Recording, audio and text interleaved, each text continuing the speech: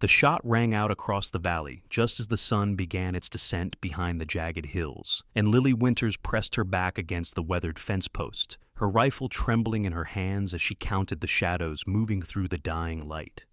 Nebraska City seemed a lifetime away now, though it was only 15 miles down the dusty road, and here she stood, with nothing but a single cow between survival and starvation, watching the rustlers circle closer through the tall grass like wolves who had caught the scent of blood. Her father had died 6 weeks ago, fever taking him in the night while the autumn winds howled through the cracks in their small cabin. Her mother had passed 2 years before that, leaving just the two of them to work the land that had once held promise. The drought had been merciless, turning their modest herd into a memory, and now only Bessie remained, the old brown cow who had somehow endured when all the others had succumbed to thirst or been sold off piece by piece to pay the debts that mounted like storm clouds on the horizon. Lily was 22 years old, and she had never felt more alone than she did in that moment, watching the 4 men on horseback emerge from the fading daylight. They moved with the casual confidence of men who had done this before, men who knew that a woman alone was easy prey. Her heart hammered against her ribs, and she raised the rifle higher, knowing she had maybe 6 shots if she was lucky, if the old Winchester did not jam the way it sometimes did.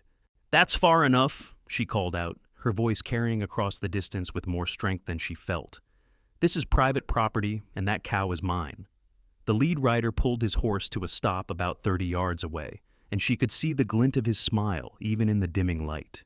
He was a thick man with a beard that covered half his face, and he sat his saddle like a man who had spent more time on horseback than on his own 2 feet. "Now, miss, that does not seem like a very friendly greeting," he said, his voice rough as gravel. "We are just passing through, and we happen to notice you have a fine animal there. Thought maybe you would be willing to part with her for a fair price." "She is not for sale," Lily said, tightening her grip on the rifle. "And I know what you are. You are rustlers, and if you come any closer, I will shoot." The man laughed, and the sound made her skin crawl. The other 3 riders spread out slightly, forming a loose semicircle around her position. She knew what they were doing, trying to surround her, trying to make her split her attention. Her hands were slick with sweat despite the cool evening air, and she could feel the panic rising in her throat like bile. "You are going to shoot all 4 of us?" the lead rider asked, nudging his horse forward a few steps. "That seems unlikely, miss. Why do not you just step aside, and we will be on our way? No need for anyone to get hurt." Lily swung the rifle toward him, and he stopped, but the smile never left his face. She could hear Bessie lowing nervously behind her, could smell the dust and the sweat and the fear that hung in the air like smoke. This was it, she thought. This was how it would end. She would fire, maybe hit one of them if she was lucky, and then they would rush her, and it would all be over. "I said that is far enough." The voice came from her right, deep and steady, and Lily's head snapped around in shock. A man stood there, seemingly materialized from nowhere, his rifle raised and aimed at the lead rustler. He was tall and lean, with dark hair that curled slightly at his collar, and he wore the dust-covered clothes of someone who had been riding hard. His face was shadowed beneath the brim of his hat, but she could see the set of his jaw, the calm determination in his stance. "Who the hell are you?" the lead rustler demanded, his smile finally fading. "Someone who does not take kindly to 4 grown men threatening a woman alone," the stranger said. His voice held no anger, just a quiet certainty that was somehow more intimidating than any amount of bluster could have been. "I suggest you turn those horses around and ride back the way you came." The rustlers exchanged glances, and Lily could see them calculating the odds. 2 rifles against 4 men, but they had lost the element of surprise, and something about the stranger's bearing suggested he was not someone to take lightly. "This is none of your concern, friend," the lead rustler said, but there was less confidence in his voice now. "I am making it my concern," the stranger replied. "Now move along before I decide to take this personally." There was a long moment of tension where nobody moved, where the whole world seemed to hold its breath. Then the lead rustler spat into the dirt and pulled his horse around with more force than was necessary. "This is not over," he growled, but he was already riding away, and the other 3 followed, casting dark looks over their shoulders as they disappeared into the gathering dusk. Lily stood frozen, her rifle still raised, her entire body shaking with the aftermath of adrenaline. The stranger lowered his weapon slowly and turned to look at her, and for the first time, She could see his face clearly. He had gray eyes that seemed to reflect the last light of the day, and there was a kindness there that made something in her chest ache. "Are you all right, miss?" he asked quietly. Lily tried to speak, but her voice caught in her throat. She nodded instead, then shook her head, then felt the hot sting of tears she had been holding back for weeks, maybe months, finally breaking free. She turned away quickly, not wanting this stranger to see her cry, but her hands were shaking so badly she nearly dropped the rifle. "Here," the stranger said, and he was beside her somehow, taking the rifle gently from her hands before she could hurt herself. "It is all right. They are gone." "I am sorry," Lily managed, wiping furiously at her eyes. "I am not usually like this. You do not need to apologize," he said. "That was a terrifying situation. You held your ground better than most men would have."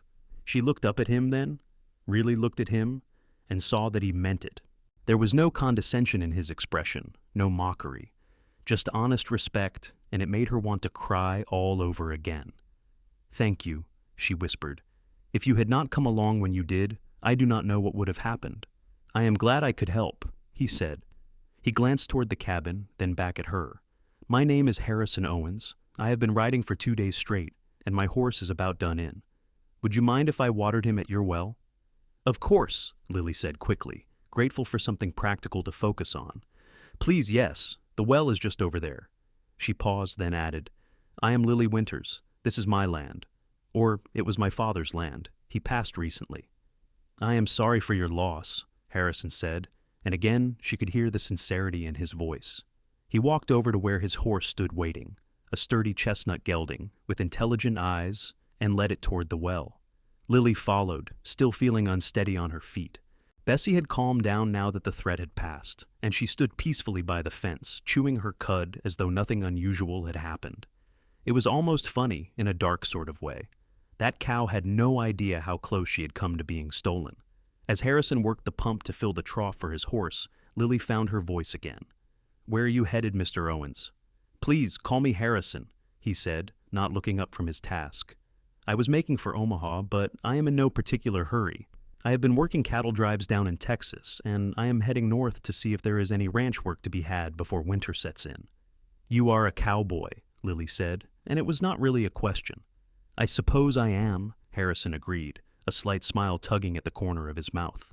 "Though I have been called worse things." Despite everything, Lily felt herself smile in return. There was something about Harrison Owens that put her at ease, something solid and genuine that she had not encountered in a long time. Most of the men she knew in Nebraska City were either too old, too young, or too interested in trying to take advantage of her situation. This stranger who had appeared out of nowhere and risked his life for her, he seemed different. "It will be dark soon," she said, surprising herself with the words.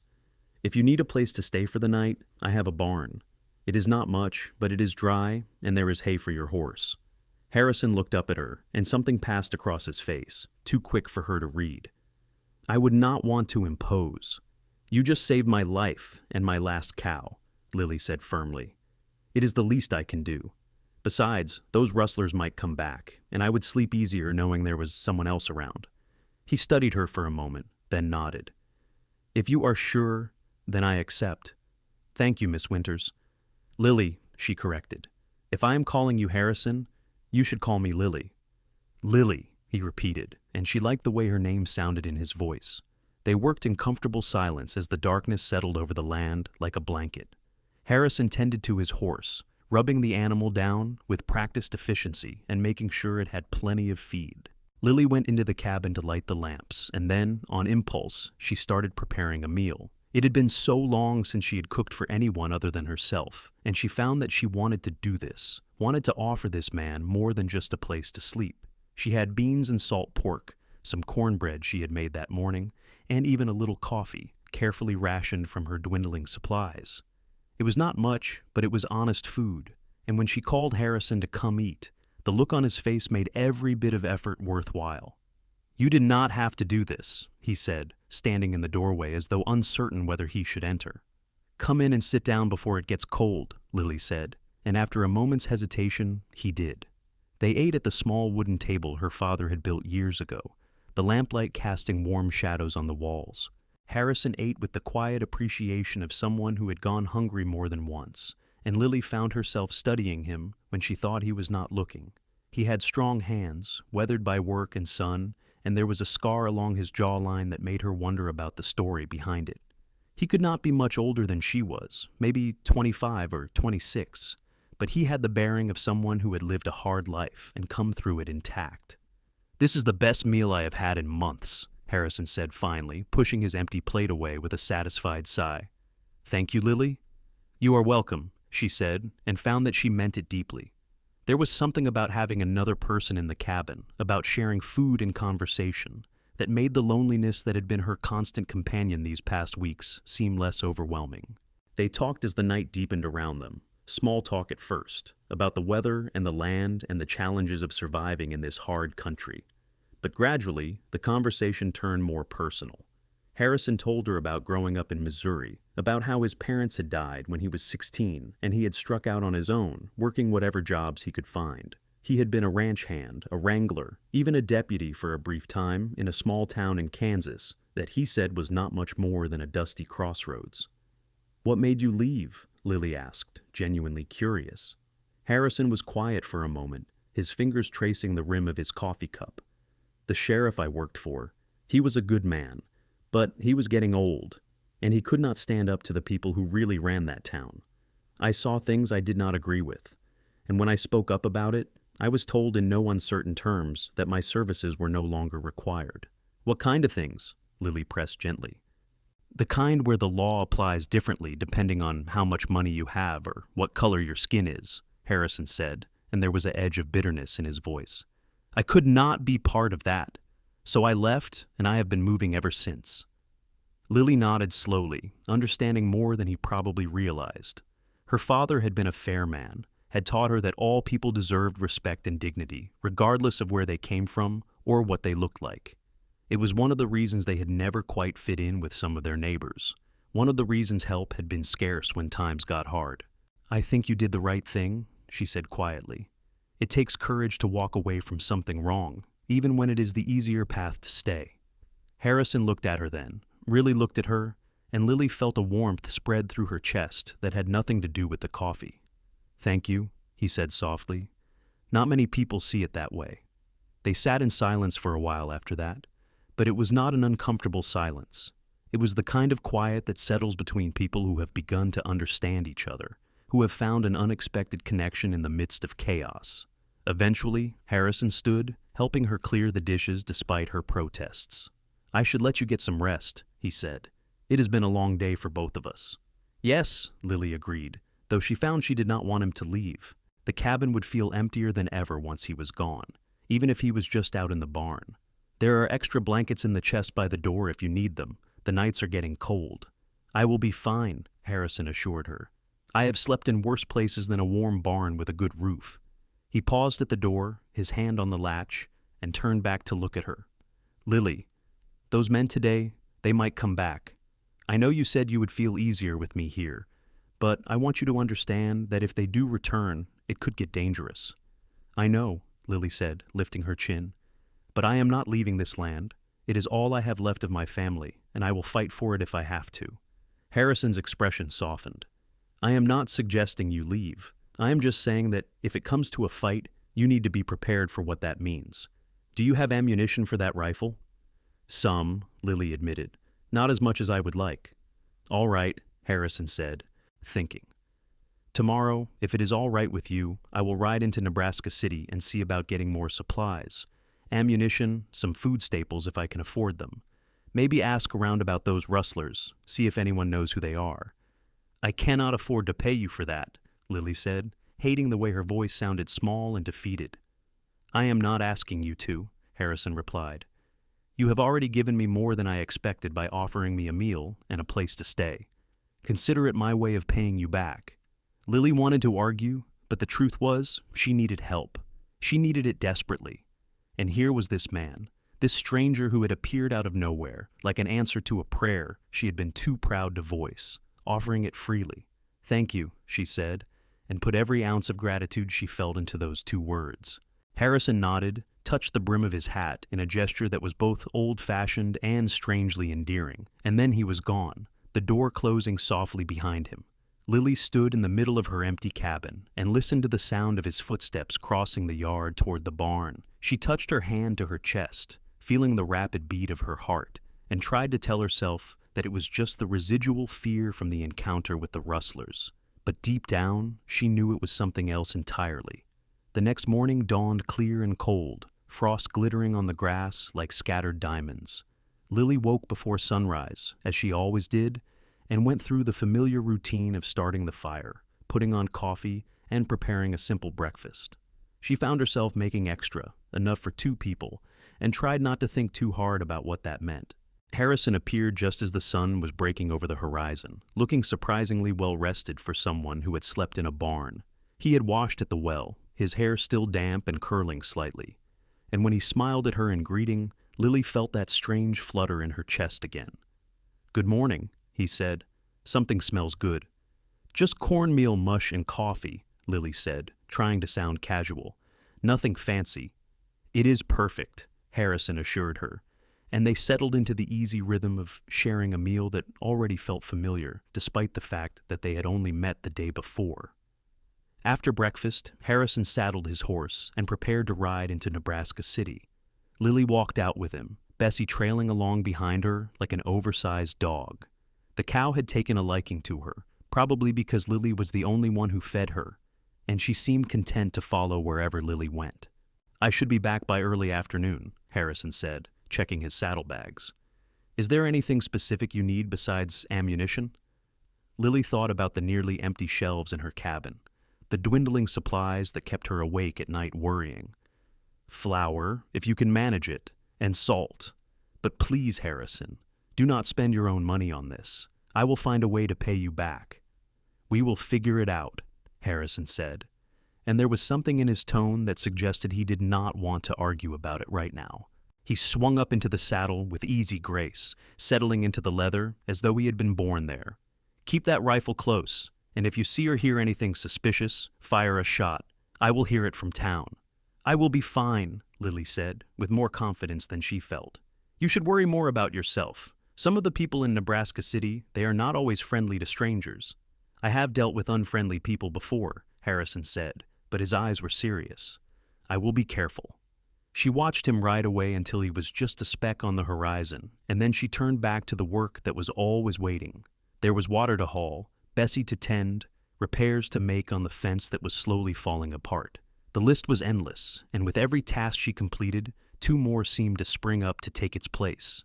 By mid-morning, Lily was sweating despite the cold, her muscles aching from the physical labor. She had just finished patching a section of the fence when she heard the sound of horses approaching, and her blood ran cold. She grabbed her rifle from where she had propped it against a post and turned to face the sound, her heart racing. But it was not the Rustlers. Instead, she saw a familiar buckboard wagon rattling up the dusty track toward her cabin, driven by Martha Jensen, one of her nearest neighbors. Martha was a stout woman in her 50s, with a kind face and sharp eyes that never missed anything. Beside her sat her daughter, Emma, who was about Lily's age and had been a friend since childhood. "Lily Winters, you look like you have been dragged through a briar patch backwards," Martha called out as she pulled the wagon to a stop. "What in heaven's name are you doing out here working yourself to death?" "Trying to keep this place together," Lily said, lowering the rifle and feeling a wave of relief wash over her. She had not realized how tense she had been until that moment. "What brings you out here, Martha?" "We heard about some rustlers operating in the area, and Emma insisted we come check on you," Martha said, climbing down from the wagon with Emma's help. "You are out here all alone, and we were worried." Emma came forward and wrapped Lily in a quick, fierce hug. "You should have sent word that you needed help," she said. "You know we would have come." Lily hugged her back, feeling the sting of tears again. She had been so isolated since her father's death, so focused on just surviving day by day, that she had almost forgotten what it felt like to have people who cared about her. "I did not want to be a burden," Lily said, pulling back and wiping at her eyes. "Everyone has their own problems." "That is the most foolish thing I have ever heard you say," Martha said briskly. "We are neighbors, and neighbors look after each other. Now tell us what is going on. Have you seen these rustlers?" Lily hesitated. then told them about the previous evening, about the 4 men who had tried to take Bessie, and how Harrison had appeared and driven them off.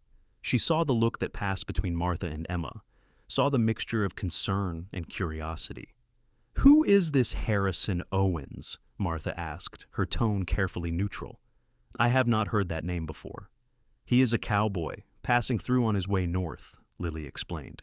"He needed water for his horse, and then, when the Rustlers showed up, he helped me. He stayed the night in the barn, and this morning, he rode into Nebraska City to get supplies." "He stayed the night," Emma repeated, her eyes wide. "In the barn," Lily emphasized, feeling her cheeks heat. "He was a perfect gentleman, and honestly, I am glad he was here. I do not know what would have happened if he had not shown up when he did." Martha studied her for a long moment, then nodded slowly. "I trust your judgment, Lily, but you need to be careful. You are a young woman alone, and there are men who might take advantage of that situation." "I know," Lily said quietly, "but Harrison is not like that. I can tell." "You have known him for less than a day," Martha pointed out, but not unkindly. "Sometimes that is all it takes to know what kind of person someone is," Lily replied, and she was surprised by the conviction in her own voice. Emma reached out and squeezed her hand. "If you trust him, then so do we. But please, be careful. And if you need anything at all, you send word immediately. Promise me." "I promise," Lily said, and meant it. The 3 women spent the next hour working together, accomplishing more than Lily could have done alone in a full day. Martha proved to be surprisingly handy with a hammer, and Emma had brought some food supplies from their own stores, insisting that Lily take them despite her protests. "You can pay us back when your situation improves," Martha said firmly. "For now, just accept the help and say thank you." "Thank you," Lily said, her voice thick with emotion. They were just finishing up when Harrison returned, his horse loaded down with supplies. He slowed his approach when he saw the wagon, his expression cautious, and Lily realized he was being careful not to alarm anyone or cause trouble. "Harrison!" she called out, waving him forward. "It is all right. These are my neighbors, Martha and Emma Jensen." Harrison dismounted and removed his hat, inclining his head politely. "Madam, Miss, it is a pleasure to meet you." Martha looked him up and down with the critical eye of someone evaluating livestock, and Lily held her breath, waiting for the verdict. Finally, Martha nodded. "Lily tells us you helped her with some trouble last night. We are grateful to you for that, Mr. Owens." "I was just in the right place at the right time," Harrison said modestly. "Anyone would have done the same." "That is not true, and we both know it," Martha replied. "But I will accept your humility. You seem like a decent young man." Emma was staring at Harrison with open curiosity, and Lily felt an unexpected pang of something that might have been jealousy. Emma was pretty, with blonde hair and blue eyes that men always seemed to notice, and for a moment, Lily worried that Harrison would notice them too. But Harrison's gaze came back to Lily almost immediately, a question in his eyes. "I got the supplies," he said, "including some extra ammunition and the flour and salt you asked for." "How much do I owe you?" Lily asked, dreading the answer. "We can settle up later," Harrison said, which was not really an answer at all. "I also asked around town about those Rustlers. Turns out they have been causing trouble throughout the county. The sheriff knows about them but has not been able to catch them in the act." "The sheriff is useless," Martha said bluntly. "He is more interested in collecting his salary than actually doing his job. If you ask me, what this county needs is some honest men willing to stand up and do what is right." "Martha," Emma said, a warning in her voice. "What? It is true," Martha insisted. "I am just saying that if we had more men like Mr. Owens here, men willing to help their neighbors instead of looking the other way, we would all be better off." Harrison looked uncomfortable with the praise, shifting his weight from one foot to the other. "I just did what needed doing," he said. They talked for a while longer, and Lily found herself watching the way Harrison interacted with Martha and Emma. He was polite and respectful, answering their questions without volunteering too much information, and she could see Martha warming to him, despite her initial caution. Emma seemed charmed as well, but when she caught Lily's eye, she winked, and Lily realized with a start that her friend had noticed the way she looked at Harrison. Eventually, the Jensens had to leave, promising again to check back soon. As their wagon rattled away down the track, Lily felt the weight of solitude settling over her again, but this time it was different. This time, she was not alone. Your neighbors seem like good people, Harrison said, unloading the supplies from his horse. They are, Lily agreed, moving to help him. I am lucky to have them. They carried the supplies into the cabin together, and Lily was acutely aware of how small the space seemed with Harrison in it, how his presence filled the room in a way that was both comforting and unsettling. She found herself hyper-conscious of every movement, every accidental brush of hands as they put things away. Harrison, she said suddenly, unable to hold back the question that had been eating at her. How much did all of this cost? I need to know so I can figure out how to pay you back. He straightened, his expression serious. About $15, including the ammunition. Lily's heart sank.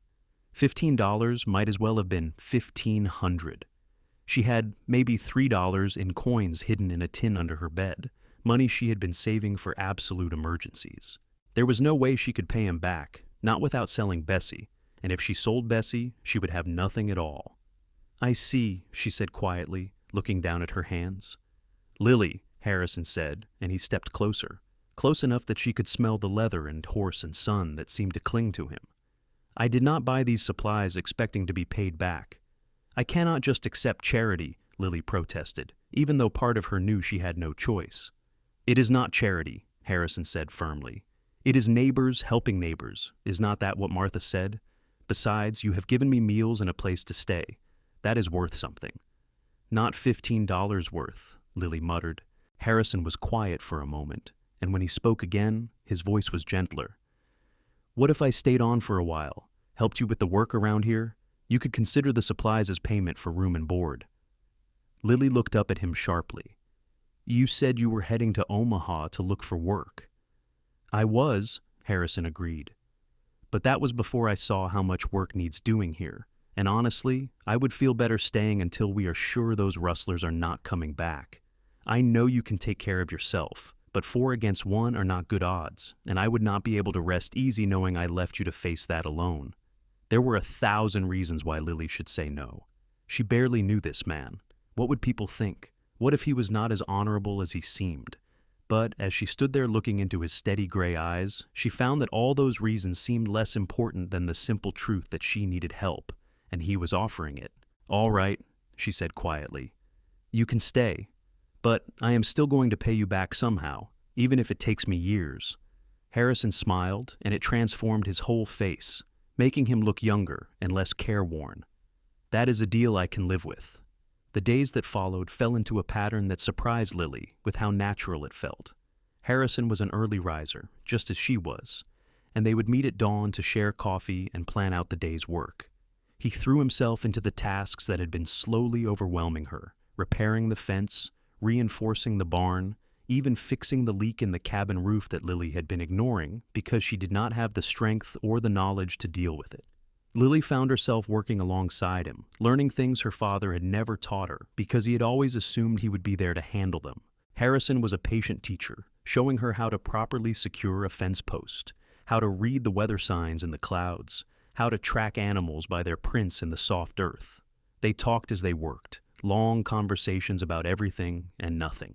Harrison told her about the cattle drives, the endless days on the trail, the camaraderie of the cowboys, and the harsh beauty of the open range.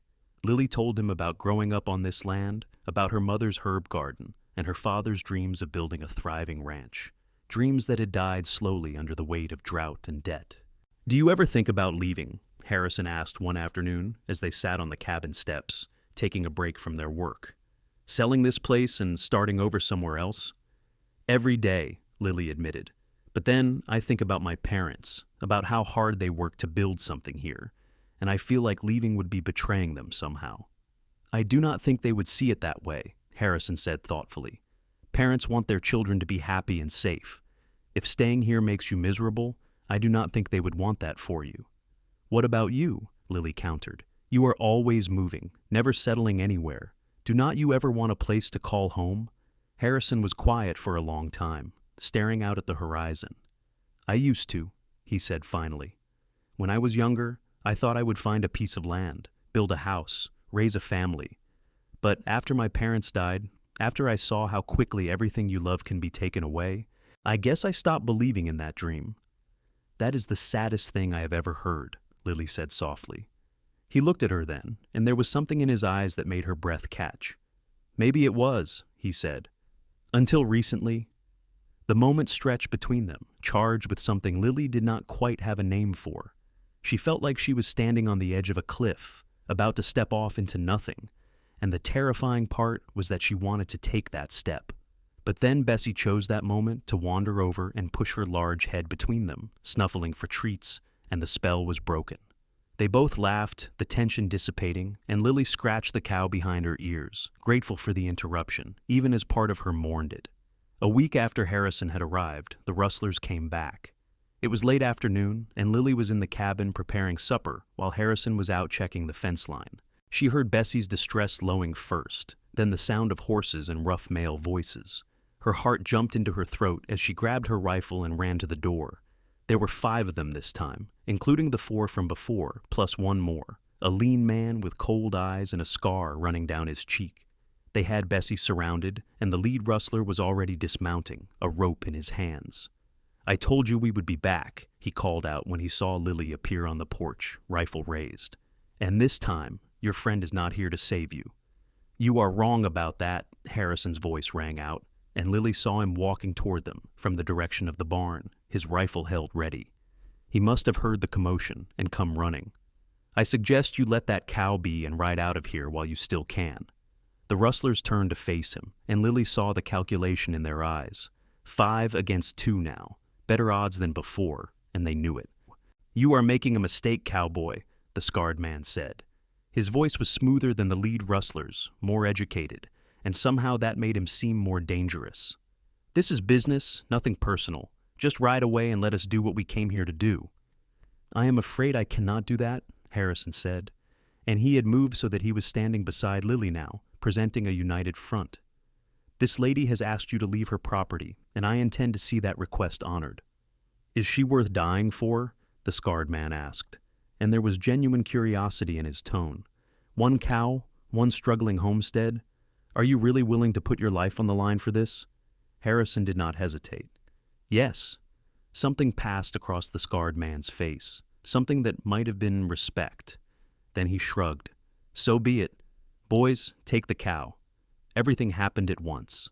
The rustlers spurred their horses forward, and Harrison fired, the crack of his rifle splitting the air. One of the rustlers screamed and fell from his saddle, clutching his shoulder. Lily aimed and fired as well, her shot going wide, but close enough to make the lead rustler's horse rear and dump him on the ground.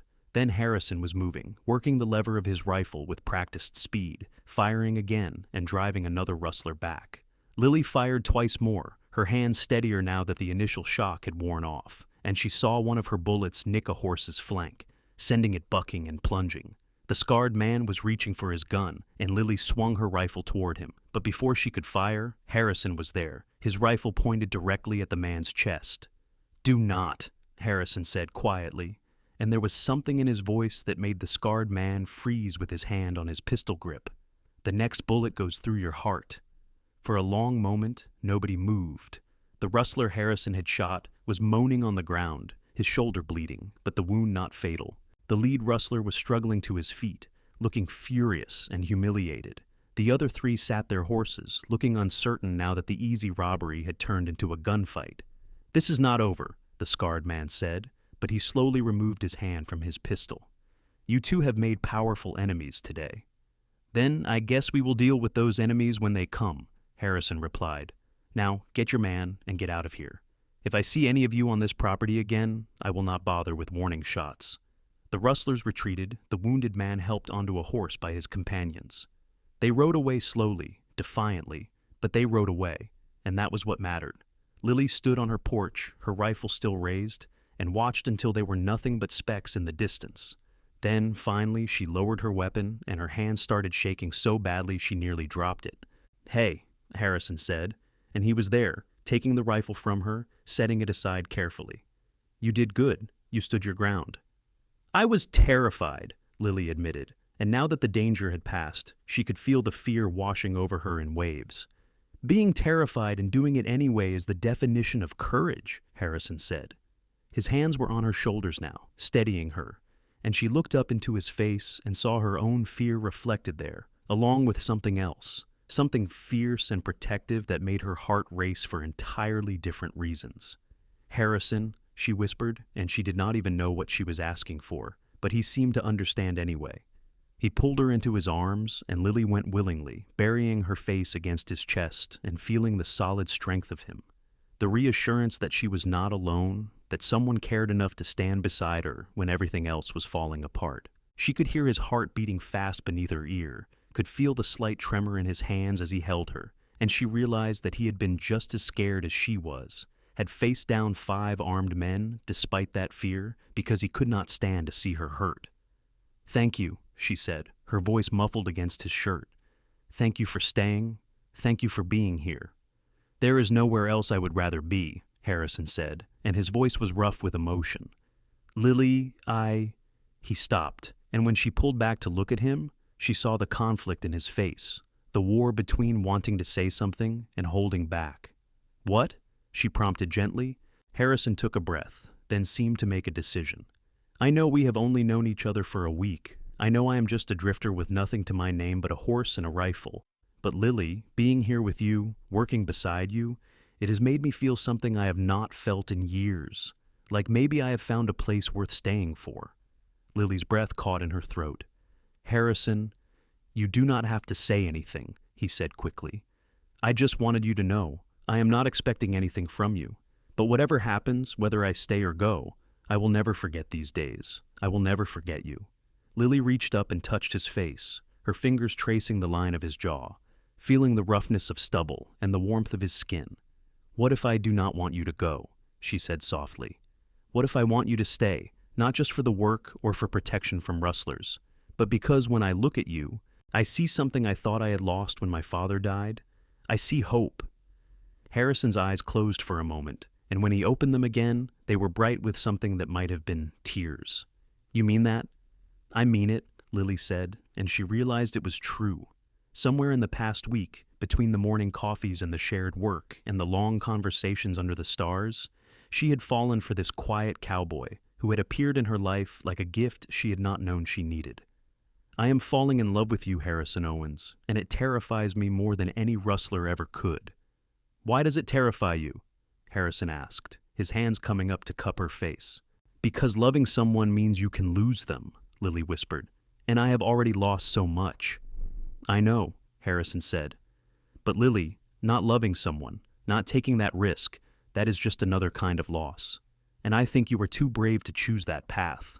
Then he was kissing her, and Lily kissed him back with all the pent-up longing and fear and desperate hope that had been building inside her. His lips were gentle but insistent, asking a question that her body answered with a resounding yes. She wound her arms around his neck and let herself fall, trusting that he would catch her, that they would catch each other. When they finally pulled apart, both breathing hard, the sun had set and the first stars were appearing in the darkening sky. Lily looked up at Harrison and saw her own wonder reflected in his face. "So, what do we do now?" she asked, half laughing, half crying. "Now," Harrison said, pressing his forehead against hers, "we figure out how to make this work, together." The weeks that followed were simultaneously the hardest and the happiest of Lily's life.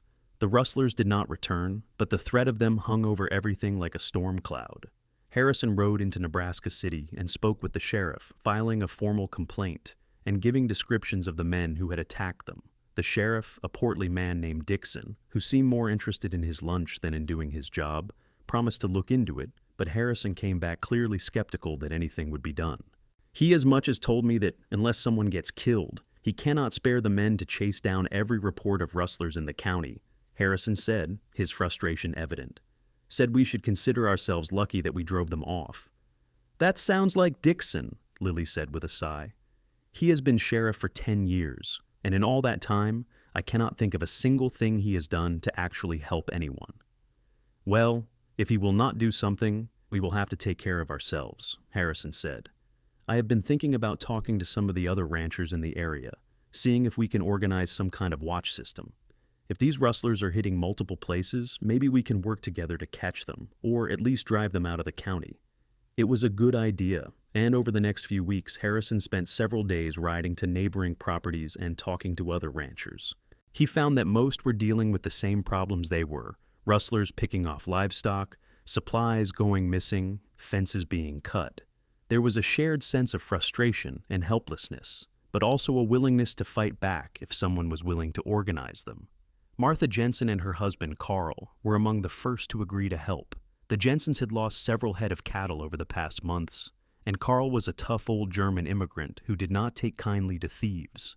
Others followed, including a Mexican family named Rodriguez, who ran a small horse ranch to the south, and a widowed rancher named Thomas Calloway, who had a reputation as a crack shot.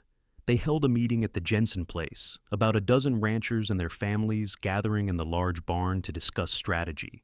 Harrison stood at the front, outlining his plan for a coordinated watch system where riders would patrol the properties in shifts, looking for signs of rustler activity and ready to call for help if trouble arose.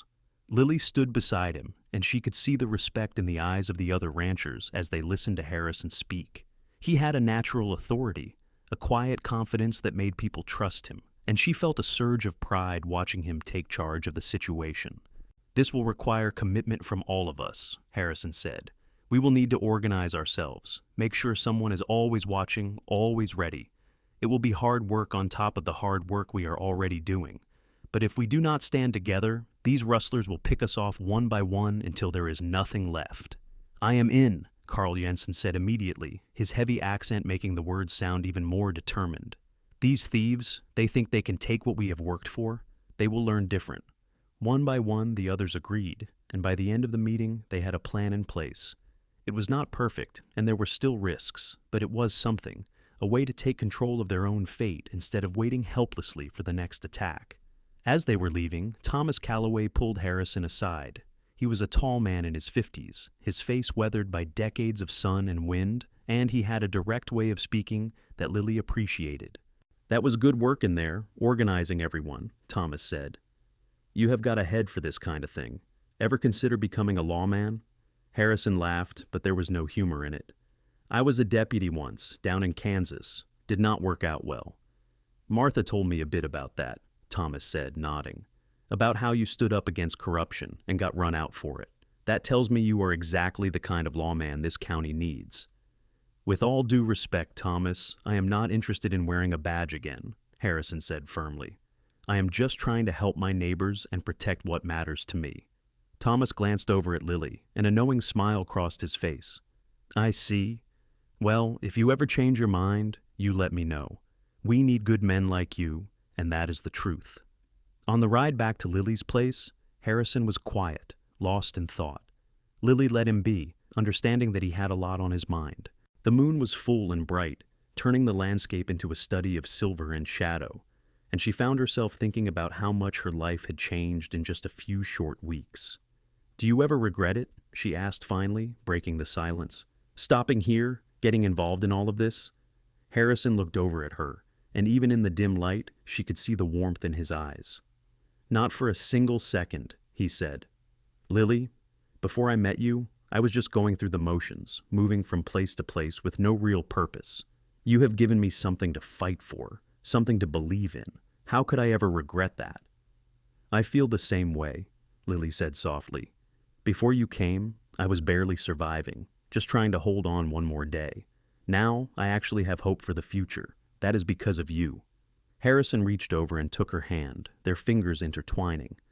They rode the rest of the way home like that, hand in hand under the stars, and Lily felt a contentment she had never known before. The watch system proved effective. Over the next month, there were several incidents where riders spotted suspicious activity and were able to respond before any real damage was done. The rustlers seemed to realize they were facing organized resistance, and the attacks decreased significantly. There were still problems, still challenges, but the community felt stronger, more united. Harrison and Lily fell into a deeper rhythm together. He had moved from the barn into the cabin, at Lily's insistence, and they shared the space with an easy familiarity that felt like they had been together for years instead of weeks. They were careful to maintain propriety, Harrison sleeping on a bedroll near the fire, while Lily took the small bedroom, but there was an intimacy to their daily life that went beyond the physical. They cooked together, sharing the chores and learning each other's preferences and quirks. Harrison liked his coffee strong and his eggs scrambled, while Lily preferred hers poached. She discovered that he had a beautiful singing voice and would often hum old trail songs while he worked. He learned that she was afraid of thunderstorms, a fear left over from childhood when lightning had struck a tree near the cabin and nearly killed her mother. As autumn deepened into winter, they prepared for the cold months ahead. Harrison used his savings to buy supplies, insisting that it was an investment in their future, and Lily let him, recognizing that his stubborn generosity came from a place of love. They stocked the cabin with food, repaired every crack and gap that might let in the cold, and made sure Bessie had adequate shelter and feed. It was during one of these preparation days, as they were hauling wood for the winter, that Harrison suddenly stopped what he was doing and turned to Lily with a serious expression. "Lily, I need to talk to you about something."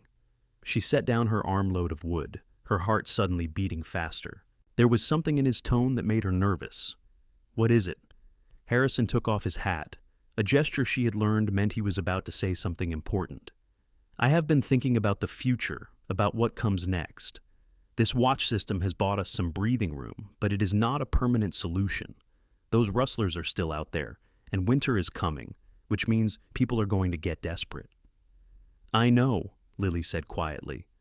"I have been thinking about that too. I have a little money saved," Harrison continued. "Not much, but enough to maybe buy a few head of cattle come spring. If we could build up a small herd, we could start to make this place profitable again. It would be hard work, and it would take time, but I think we could do it." Lily stared at him, trying to process what he was saying. "Harrison, are you talking about staying permanently, making this your home?" "Our home," Harrison corrected gently. "If you will have me, Lily. I am not good at pretty speeches, and I do not have much to offer except hard work and a loyal heart. But I love you. I love you more than I thought it was possible to love another person, and I want to build a life with you here. I want to marry you, if you will say yes." For a moment Lily could not speak, could not even breathe. Then she was moving, closing the distance between them and throwing her arms around his neck. "Yes," she said, laughing and crying at the same time. "Yes, of course I will marry you." Harrison lifted her off her feet, spinning her around as if she weighed nothing. And when he set her down, he kissed her with a passion that made her dizzy. "I will make you happy," he promised against her lips. "I swear I will spend every day trying to make you happy." "You already do," Lily said, framing his face with her hands. "Harrison, you saved my life in more ways than one. You gave me hope when I had none left. I love you so much." They stood there in the cold autumn air, holding each other and making promises about the future, and Lily felt like the luckiest woman in the world. They were married 3 weeks later in a small ceremony at the church in Nebraska City. Martha Jensen stood up as Lily's witness, and Thomas Calloway stood up for Harrison. Emma Jensen played the piano, and there was not a dry eye in the small gathering when Lily and Harrison exchanged their vows. Lily wore a dress that had been her mother's, altered to fit her slender frame, and Harrison wore his best clothes, which were still trail-worn but clean and pressed. He looked impossibly handsome standing at the altar, his gray eyes full of love and wonder as Lily walked down the aisle toward him. "Dearly beloved," the preacher began, but Lily barely heard the words. She was too focused on Harrison, on the way he looked at her like she was the most precious thing in the world. When it came time for the vows, Harrison's voice was steady and sure. "I, Harrison Owens, take you, Lily Winters, to be my lawfully wedded wife.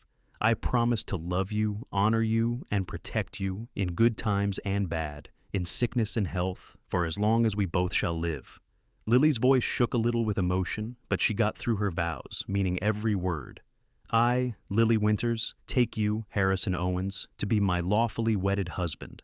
I promise to love you, honor you, and stand beside you in good times and bad, in sickness and health, for as long as we both shall live."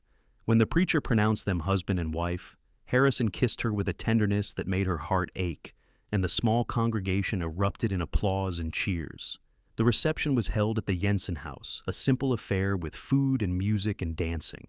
Lily danced with Harrison, with Carl Jensen, with Thomas Calloway, but her eyes always found her husband in the crowd, and every time their gazes met, she felt that jolt of recognition and love. As the sun was setting and they were preparing to leave, Emma pulled Lily aside for a private word. "I am so happy for you," Emma said, hugging her tight. "Harrison is a good man, and he clearly adores you." "I know," Lily said, her face hurting from smiling so much.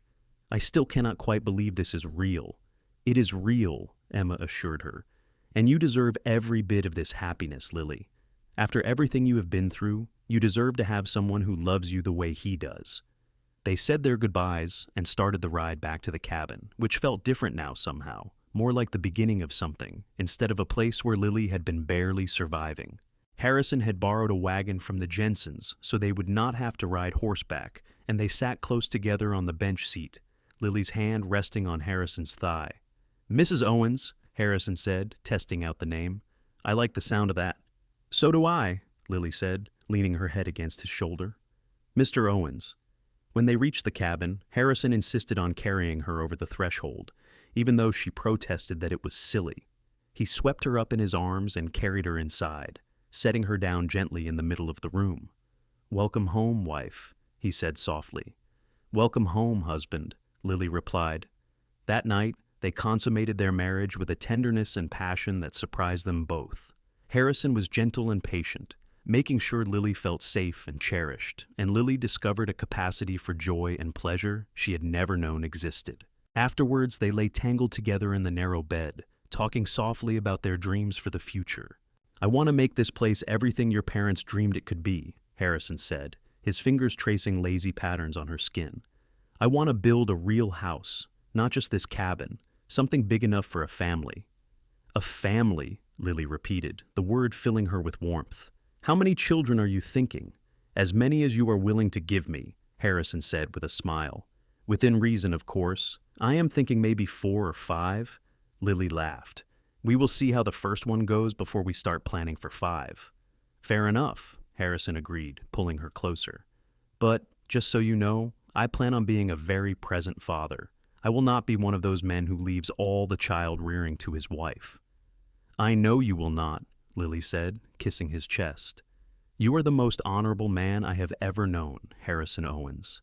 I am so grateful you stopped at my well that day.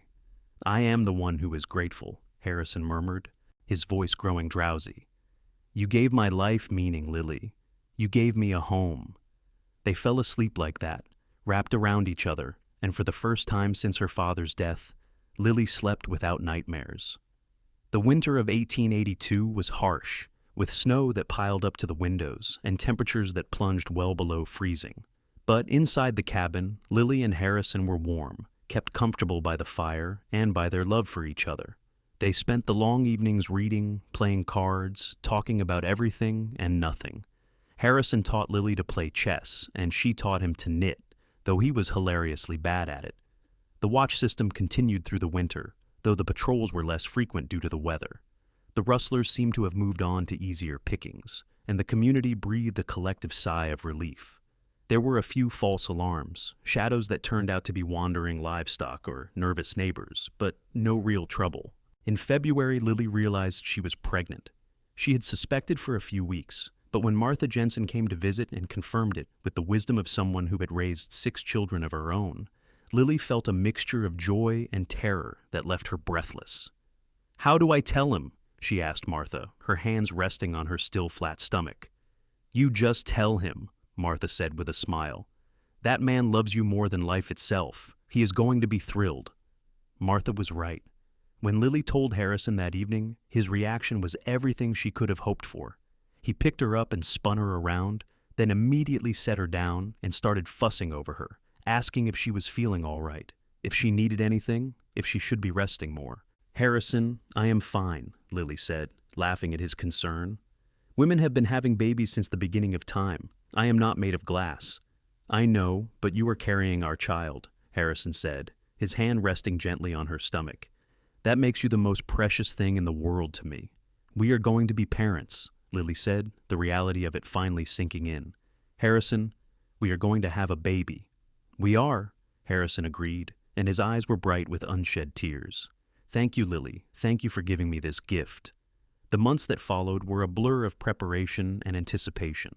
Harrison threw himself into fixing up the cabin, determined to make it as comfortable as possible for Lily and the baby. He built a cradle from wood he had been saving, sanding it smooth and carving simple designs into the sides.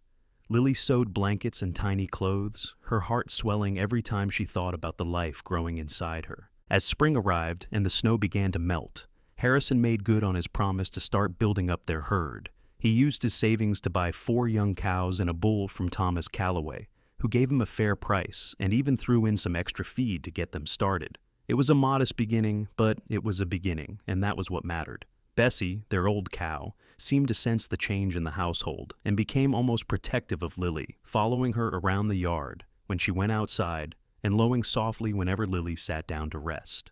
Harrison joked that they now had 2 mothers to be on the property, and Lily could not help but laugh at the comparison. In late September, as the leaves were just beginning to turn, Lily went into labor. Harrison rode hard to fetch Martha Jensen, his face pale with worry, and Martha came quickly, bringing her daughter Emma and a bag of supplies. "Everything is going to be fine," Martha said firmly, taking charge of the situation with the efficiency of long experience. "Harrison, you go boil some water and make yourself useful. Emma, help me get Lily comfortable." The labor was long and difficult, lasting through the night and into the next morning. Harrison paced outside the cabin, wearing a groove in the dirt, unable to stand being away from Lily, but also unable to handle watching her in pain. Every time she cried out, he flinched, and more than once, Thomas Calloway, who had ridden over to offer moral support, had to physically restrain him from bursting into the cabin. "Let the women do their work," Thomas said gruffly. "You will just be in the way."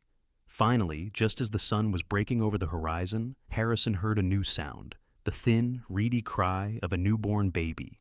He stopped pacing, his heart in his throat, and waited for what felt like an eternity. Then Martha appeared in the doorway, a smile on her tired face. "You have a son," she said, "a healthy baby boy, and Lily is fine, exhausted, but fine." Harrison did not remember moving, but suddenly he was inside the cabin, at Lily's bedside. She looked pale and worn, her hair damp with sweat, but she was smiling as she held a tiny bundle wrapped in blankets. When she looked up at him, her eyes were full of love and wonder. "Harrison, meet your son," she said softly.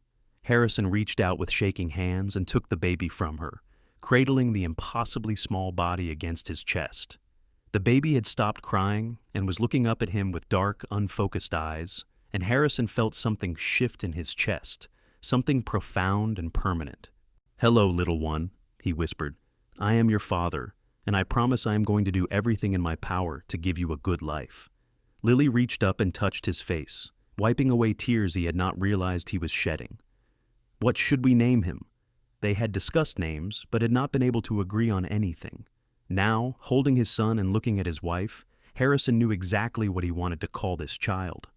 "James," he said, "after your father, James William Owens." Lily's eyes filled with tears. "Oh, Harrison, that is perfect." Little James William Owens proved to be a healthy, loud baby who demanded attention at all hours of the day and night. Harrison was true to his word about being a present father, taking turns walking the floor with the baby, changing nappies without complaint, and even attempting to sing lullabies in his rough but sincere voice. "You are a natural," Lily said one night, watching him rock James to sleep. "I knew you would be." "I am terrified every second that I am going to do something wrong," Harrison admitted. "But I have never loved anything as much as I love this little person and his mother." As James grew, the ranch began to thrive as well. The small herd Harrison had started expanded as the cows gave birth to healthy calves. They sold some of the stock for good prices and reinvested the money into improving the property. Harrison and some of the other ranchers, including Carl Jensen and Thomas Calloway, worked together to dig a proper irrigation system, tapping into a nearby stream and bringing water to the parched land. By the time James was 2 years old, the ranch that Lily's father had struggled to maintain was finally starting to show real profit. They had 15 head of cattle, 3 horses, and of course, Bessie, who had become something of a beloved mascot. Harrison had built an addition onto the cabin, adding 2 more rooms and a proper porch, and there was talk of building an entirely new house in the next few years. The watch system had evolved into something more permanent. The ranchers in the area had formed an official association, with Harrison serving as one of the leaders. The Rustlers had moved on to easier targets, and the area had gained a reputation for being well protected. Sheriff Dixon had eventually retired, and a younger, more energetic man had taken his place, someone who actually took his responsibilities seriously. Life was not perfect, There were still hard times, seasons when the rain did not come, or prices dropped, or sickness threatened the herd. But Lily and Harrison faced these challenges together, and that made all the difference. On their third wedding anniversary, Harrison surprised Lily by taking her into Nebraska City for a proper celebration, leaving James with Martha and Emma Jensen. They had dinner at the nicest restaurant in town, which admittedly was not saying much, but it felt impossibly fancy after years of home cooking. "I have been thinking," Harrison said as they finished their meal, "about having another child. What do you think?" Lily smiled, reaching across the table to take his hand. "I think that is a wonderful idea. James could use a sibling." "I was hoping you would say that," Harrison said, his eyes warm, "because I want a big family with you, Lily. I want our house to be full of children and laughter and love." "So do I," Lily said softly. "You have given me everything I never dared to dream of, Harrison. A home, a family, a future. I love you so much." "I love you too," Harrison replied, "and every day I wake up grateful that I stopped at your well that afternoon. That was the day my real life began." Their second child, a daughter they named Sarah Elizabeth, was born the following spring. She had Lily's blonde hair and Harrison's gray eyes, and from the moment she entered the world, she had her father wrapped around her tiny finger. James was fascinated by his new sister, wanting to help with everything, and Harrison spent countless hours teaching his son how to be gentle and protective. 2 years later came another son, Michael Thomas, named after Martha's husband and Thomas Calloway, who had become like family to them. Michael was followed by another daughter, Grace Martha, and then one final son, Daniel Carl.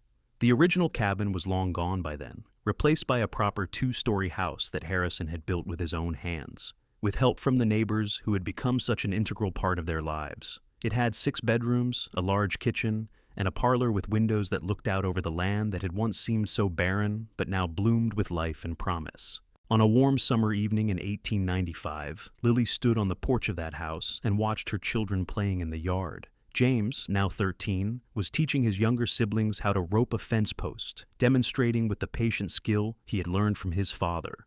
Sarah was helping Grace pick wildflowers, their laughter carrying on the breeze.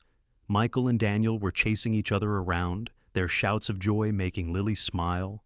Harrison came up behind her, wrapping his arms around her waist and resting his chin on her shoulder. "What are you thinking about?" he asked. "About how far we have come," Lily said, leaning back against him. "About how scared I was that night the Rustlers came, standing alone with just Bessie to my name and no idea how I was going to survive. And then you appeared, like something out of a dream." "Best decision I ever made, stopping at your well," Harrison said, kissing her temple. "Look at what we built together, Lily. Look at our beautiful family, our thriving ranch. This is everything I never knew I wanted." "Me too," Lily agreed, turning in his arms to face him. 13 years of marriage had left laugh lines around his eyes and a few strands of gray in his hair, but to her, he was as handsome as the day they met. "I am so grateful for you, Harrison, for your courage, your love, your loyalty. You saved me in every way a person can be saved." "We saved each other," Harrison corrected gently. "You gave me a reason to stop running, to put down roots and build something lasting. You taught me that love is worth the risk, that home is not a place, but a person." They stood there together on the porch as the sun set in a blaze of orange and gold, watching their children play and listening to the sounds of the ranch settling in for the night. Bessie, now ancient but still stubbornly alive, lowed softly from her favorite spot by the barn. The wind carried the scent of grass and earth and growing things. "Do you ever miss it?" Lily asked suddenly. "The open trail, the freedom of going wherever you wanted?" Harrison was quiet for a moment, considering. "Sometimes I miss the simplicity of it," he admitted. "But I would not trade this life for anything. Every morning, I wake up next to the woman I love. Every day I get to watch our children grow and learn. Every evening, I get to come home to a place that is truly mine, truly ours. No amount of freedom on the trail could compare to that." James called out then, asking his father to come show him the right way to make a loop, and Harrison kissed Lily once more before heading down to help. Lily watched him go, her heart full to bursting with love and gratitude. That night, after the children were all in bed and the house was quiet, Lily and Harrison sat together on the porch, rocking gently in the chairs Harrison had built. The stars were bright overhead, and the air was sweet with the smell of the flowers Sarah and Grace had picked. "Tell me a story," Lily said, as she sometimes did on nights like this. "What kind of story?" Harrison asked, taking her hand. "Tell me our story," Lily said. "Tell me about the cowboy who stood beside a lonely woman with his rifle ready and how they fell in love." Harrison smiled, that slow, warm smile that still made her pulse quicken. "Once upon a time," he began, "there was a woman who was guarding her last cow from rustlers alone. She was brave and beautiful, and she had no idea that her life was about to change forever." "And then what happened?" Lily prompted, even though she knew the story by heart. "And then a cowboy appeared," Harrison continued. "He was just passing through. But the moment he saw her standing there, rifle in hand, refusing to back down despite impossible odds, he knew he had found something worth fighting for. So he stood beside her with his rifle ready, and together they faced down the danger. And then they fell in love," Lily said softly. "And then they fell in love," Harrison agreed. "It was not easy. There were challenges and hardships, times when they did not know if they would make it. But they had each other, and that made all the difference. They built a home together, raised a family, and lived a life full of joy and purpose." "And did they live happily ever after?" Lily asked, tears of happiness sliding down her cheeks. Harrison raised her hand to his lips and kissed it gently. "They are living happily ever after right now," he said, "every single day for the rest of their lives." Lily leaned over and kissed him, pouring all her love and gratitude into that kiss. When they pulled apart, they sat in comfortable silence, holding hands and listening to the sounds of the night. Inside the house, their children slept peacefully, safe and loved. In the barn, Bessie and the other animals rested, well fed and cared for. The land that had once seemed so harsh and unforgiving now bloomed with life, transformed by hard work and dedication. And on the porch of their home, a woman and a cowboy who had found each other against all odds sat together, watching the stars and counting their blessings. They had faced down rustlers and poverty and loneliness, and they had won, not through violence or luck, but through love and courage and the simple decision to stand together no matter what came. The years that followed brought more joys and sorrows, as all lives do. There were grandchildren eventually, as James and Sarah and the others grew up and started families of their own. There were losses too, as Martha Jensen and Thomas Calloway and other old friends passed on, leaving holes in the fabric of the community. But through it all, Harrison and Lily remained constant, their love deepening with each passing year. They worked side by side until they were too old to do much physical labor. And then they sat side by side on that same porch, watching the next generation take over the work they had started. When Harrison finally passed away at the age of 78, he died peacefully in his sleep with Lily beside him, surrounded by the family they had built together.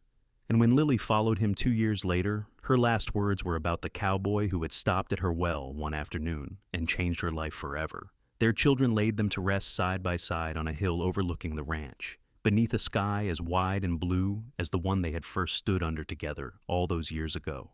The headstone was simple, just their names and dates, but James, following his mother's instructions, had one more thing carved into the stone.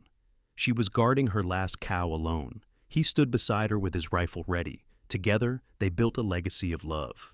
And so, the story ended where all the best stories end, with love triumphant, with a life well lived, and with the knowledge that what Harrison and Lily had built together would endure long after they were gone, carried forward in the hearts and lives of the children and grandchildren who bore their names and their values. The ranch still stands today, though it has changed hands many times over the decades. But sometimes, on quiet evenings when the wind is just right, locals swear they can hear the sound of children laughing, the lowing of an old cow, and the soft murmur of two people talking on the porch, their voices full of love and contentment. It is just a legend, of course, a romantic story passed down through generations. But like all the best legends, it is rooted in truth, the truth of two people who found each other in the vast wilderness of the American West, who chose courage over fear, love over loneliness, and together over alone.